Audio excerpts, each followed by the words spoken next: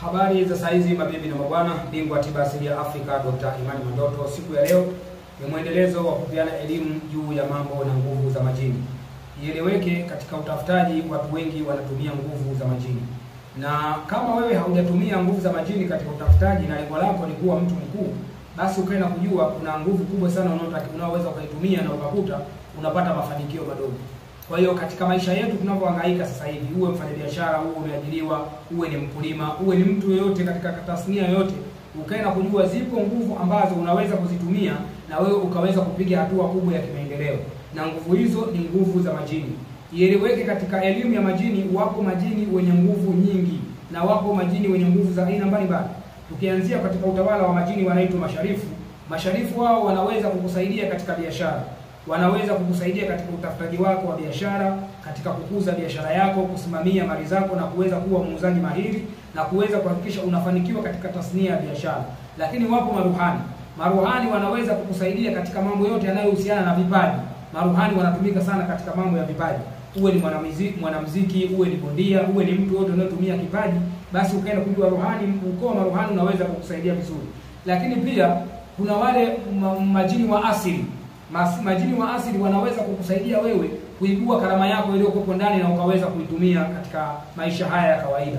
Kwa hiyo hii ninachotaka kukuelekeza ni njia ambazo unazoweza kuzitumia katika tasnia yoyote ile, ukaweza kuwaalika majini kuja kuwatumia kuweza kukupa nguvu.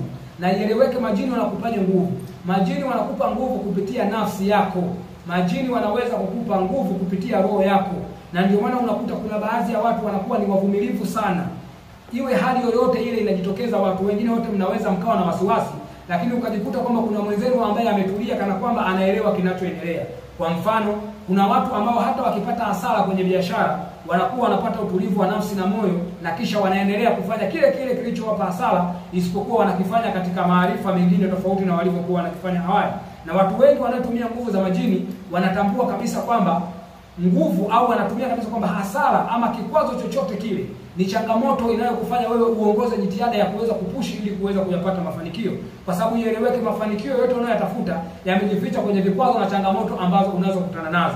Lakini kama wewe hauna nguvu hizi za asili ninazozungumza mimi, ambazo zinaweza zikaongozwa kwenye majini na mambo ya mizimu, unakuta wewe unakuwa ni mtu wa kukatakata tamaa. Ukikutana na changamoto kidogo tayari umekata tamaa. Unashangaa, mimi mwenzangu nilianza naye biashara imekuwaje yeye ameweza? Au mwenzangu apate hasara? Hapana, hakuna mfanyabiashara asiyopata hasara, isipokuwa kuna mfanyabiashara anayeweza kuibeba ile hasara na kuweza kujua afanye nini wakati ule amepata hasara, ili hasara kama hiyo isijirudie tena. Kwa hiyo wakati wote ule unaweza kukuta wewe na mwenzako wote mmeunguliwa magodauni yenu, au wewe na mwenzako wote mmepoteza biashara zenu, lakini baada ya muda unakuta huyo mwenzako amerudi tena kwenye biashara. Ni kitu gani kinachomfanya huyu mtu aweze kurudi tena kwenye biashara?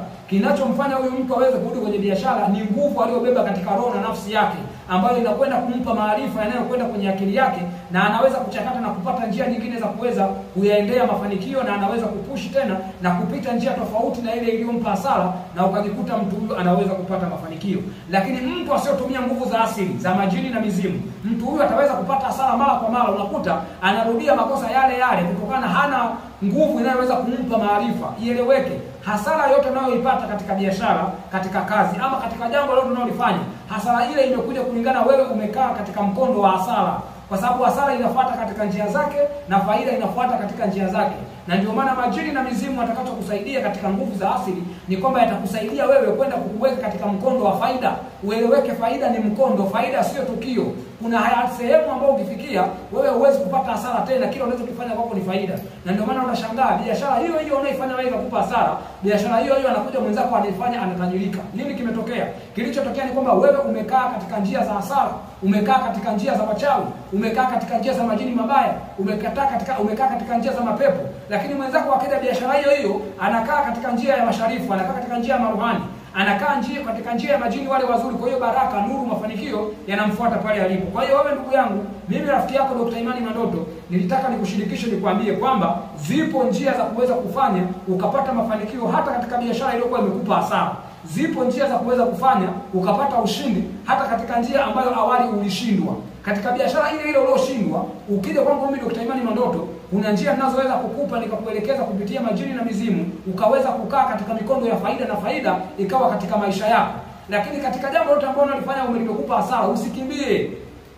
Sehemu yote unapopata changamoto usikimbie changamoto. Changamoto ndizo tunazozitaka kwa sababu tuweze kushindana nazo ili uzishinde. Kwa sababu ieleweke kila kwenye changamoto, mbele ya changamoto nyuma yake ndio yaliko mafanikio yako. Hata kama unataka muujiza, huwezi kupata muujiza kama hujapitia mateso. Unapopata mateso ndio unakomazwa ili kwenda kupokea muujiza wako. Kwa mimi Dr. Imani Mandoto nakwambia na ninakupa huo uwazi na ninakushirikisha kwamba zipo njia kupitia majini na mizimu ambazo tunaweza tukazifanya na wewe ukaweza kupata kufanikisha jambo lolote unalolitaka.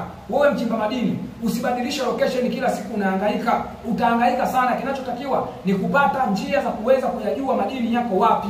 Kwa sababu unachokifanya unapishana na hayo madini katika hiyo migodi. Mgodi wenye madini ni A, wewe unakwenda kuchimba mgodi B. Kwa hiyo mafanikio hapo huwezi kuyapata, lakini kupitia majini na mizimu yanaweza mizimu ikatuongoza au majini wakatuongoza kujua fanyeni chimbeni hapa kama ni madini yatapatikana. Lakini kama wewe ni mfanyabiashara, zipo njia maalum za kuweza kuelekezwa kuanzia sehemu unayotaka kufungua biashara, biashara unayotaka kuifanya, watu unaotakiwa kushirikiana nao na mtaji gani wa kufanya ili kuweza biashara yako ikaweza kwenda vizuri. Kwa hiyo wewe unayemiliki magari, ukienda kujua kuna njia za kuweza kufanya hayo magari yako yakalindwa, yakawa hayapati ajali. Ieleweka kuna watu wengi wamefungua biashara za kumiliki magari haya maroli au mabasi, wameshindwa kutokana kila siku ni hasara, kila siku ni ajali, kila siku madereva wanakuibia, kila siku na mameneja wanakufanyia hila. Lakini utakapokuja kwangu Dr. Imani Mandoto, nitakupa majini wazuri ambao watakao kulindia biashara yako, watakao kulindia kazi zako, watakao kupa nguvu za kiroho, nguvu za kinafsi na watakao kupa maarifa ya kiakili. Unajua kwenye nguvu za majini unaweza jambo linalotokea kesho wewe ukapewa taarifa leo.